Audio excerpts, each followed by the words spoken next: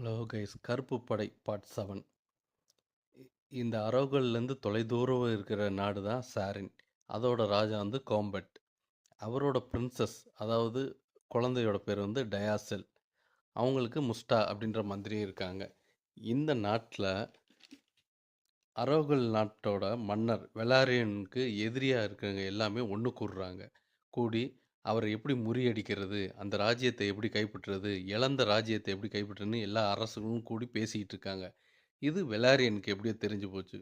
அதனால அவர் படை எடுத்து வர்றதுக்கு ஆயத்தமாயிட்டு அரோகன் சேரன் 2 நாட்டுக்கோட போரும் தொடங்குது. பயங்கரமான போர் பயங்கரமாக நடக்குது. சரவன் வந்து கொஞ்சம் கை ஓங்கியே இருக்கு. காரணம் வந்து பலப்பட்ட நாட்டில் இருந்தும் வீரர்கள் வந்து அவங்களுக்காக சண்டை போடுறாங்க. வெலாரியனை பிடிக்காதவங்க எல்லாமே சண்டை போடுறாங்க. பயங்கரமாக சண்டை போடுறாங்க. வெலாரியனுக்கு பெரிய அடி விழுகுது. இது வரைக்குமே எந்த இடத்துலையும் தோல்வின்றதே அவர் சந்தித்ததில்ல. முதல் முறையாக எல்லா படைகளும் தோற்று போகுது.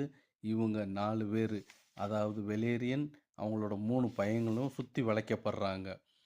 எப்படியும் ஒரு லட்சக்கணக்கான போர் வீரர்கள் அவங்கள சுற்றி வளைச்சிட்டாங்க.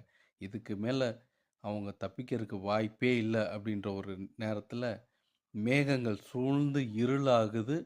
அந்த இருள் திருப்பியும் வெளிச்சமாக மாறுது. அந்த வெளிச்சம் வந்து பார்த்தோன்னே இந்த 4 பேர் மட்டும் உயிரோடு இருக்காங்க. வேறு யாருக்குமே அங்கே உயிர் இல்லை. இவங்க எப்பவும் போல் சர்வசாதாரணமாக அந்த அரண்மனையை நோக்கி போகிறாங்க. சாரின் அரண்மனையை நோக்கி போய் டயாசில் அப்படின்ற பிரின்சஸ் இருக்காங்க, சின்ன வயசு. அவங்கள போய் கடத்திக்கிட்டு இவங்க அரவுகள் நாட்டுக்கே திரும்பி வந்துடுறாங்க. இதுக்கிடையில் என்ன நடந்துச்சு அப்படின்றது தான் அடுத்த எபிசோடில் பார்ப்போம். தேங்க்யூ.